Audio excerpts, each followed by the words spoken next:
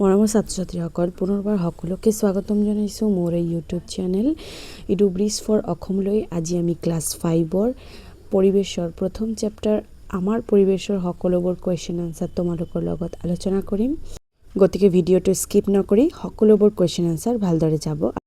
প্ৰথম কুৱেশ্যন আছে কি পৰিৱেশৰ জৈৱিক উপাদান কেইটাৰ নাম কি? ইয়াৰ উত্তৰ হ'ব পৰিৱেশৰ জৈৱিক উপাদান কেইটাৰ নাম হ'ল উদ্ভিদ, প্ৰাণী, চৰাই চিৰিকটি, কীট পতংগ, অণুজীৱ ইত্যাদি। জৈৱিক উপাদান মানে তোমালোকে বুজি পোৱা যাৰ ভিতৰত প্ৰাণ আছে, সেইবিলাক হ'ল জৈৱিক উপাদান। খ নম্বৰ আছে পেঙ্গুইন চৰাইৰ গাৰ গঠন কেনেকুৱা? পেঙ্গুইন চৰাইৰ গাটো ডিম্বাকৃতিৰ আৰু দীঘলীয়া।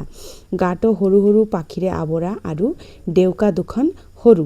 গাটো ডিম্বাকৃতি মানে ই ডিমৰ নিচিনা, মানে ডিমৰ যেনেকুৱা আকাৰ হয় সেনেকুৱা, আৰু গাটো সৰু সৰু পাখি দি ঢাকা।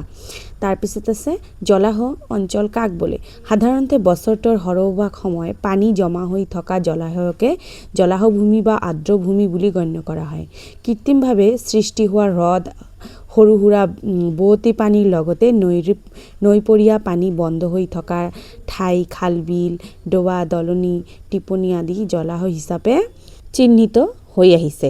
ইয়াৰ পিছত আছে পৰিৱেশৰ অজৈৱিক উপাদানসমূহ কি কি? পৰিৱেশৰ অজৈৱিক উপাদান কেইটাৰ নাম হ'ল বায়ু, পানী, মাটি, খনিজাত দ্ৰব্যসমূহ, শক্তিৰ উৎসসমূহ, জলবায়ু, সৌৰ বিকিৰণ আদি। ইয়াত অজৈৱিক বুলি কাক কোৱা হয়? যাৰ প্ৰাণ নাই তাক অজৈৱিক বুলি কোৱা হয়। তোমালোকক প্ৰথম কুৱেশ্যনত মই এইটো ভালদৰে বুজাই দিছোঁ জৈৱিক মানে কি, আৰু ইয়াত আছে অজৈৱিক উপাদান। তাৰ পিছত কুৱেশ্যন কি আছে মানৱ সৃষ্ট পৰিৱেশ বুলিলে কি বুজা? মানুহৰ যি কামে কোনো এখন ঠাইৰ এক সুকীয়া পৰিস্থিতিৰ সৃষ্টি কৰে তাকে সেই ঠাইখনৰ মানৱ সৃষ্ট পৰিৱেশ বোলে। আৰু ইয়াৰ উপাদানসমূহ হ'ল ৰাস্তা ঘাট, দলং, বাসগৃহ, উদ্যোগ, পৰিয়াল, সামাজিক ৰীতি নীতি, কৃষ্টি সংস্কৃতি আদি।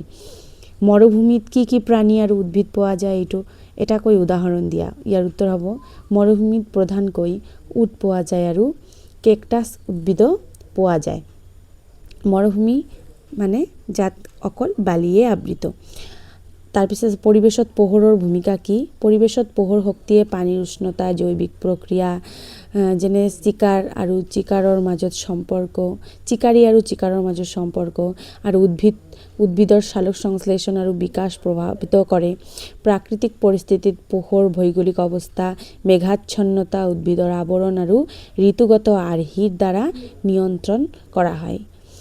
তাৰপিছত আছে খালী ঠাই পূৰ কৰা। মৰুভূমিৰ প্ৰধান প্ৰাণী কি? মৰুভূমিৰ প্ৰধান প্ৰাণী হ'ল উট। বগা ভালুক ডেছ অঞ্চলত থাকে, কি হ'ব? মেৰু অঞ্চলত।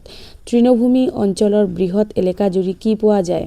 ইয়াৰ উত্তৰ হ'ব মাংসভোজী আৰু তৃণভোজী প্ৰাণী পোৱা যায় তৃণভূমি অঞ্চলৰ বৃহৎ এলেকা জুৰি।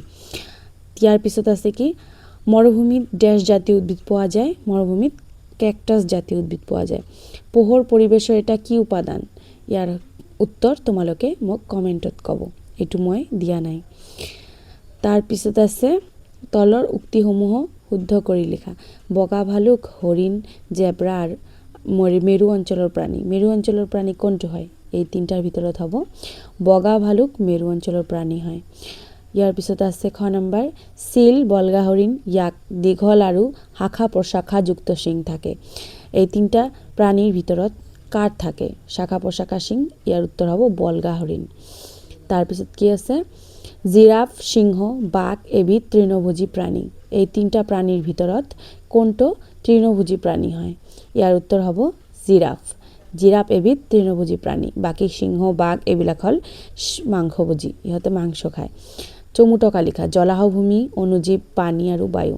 প্ৰথমত জলাহভূমি দি কি হ'ব? সাধাৰণতে সমসাময়িকভাৱে স্থায়ীভাৱে জলমগ্ন হৈ থকা মাটিভাগকে জলাহভূমি বুলি কোৱা হয়। পানী আৰু মাটি এই দুয়ো ধৰণৰ উপাদানেৰে জলাভূমি গঠিত। এই দুয়োটা উপাদান থকা বাবেই জলাহভূমি বিভিন্ন ধৰণৰ উদ্ভিদ, প্ৰাণী আৰু অণুজীৱই বাস কৰে। তদুপৰি জলাহভূমি কাষৰীয়া অঞ্চল বিভিন্ন প্ৰজাতিৰ চৰাইও থাকে। খাদ্যৰ বাবে জলাহভূমি প্ৰাণীবোৰ পৰস্পৰৰ ওপৰত নিৰ্ভৰ কৰে।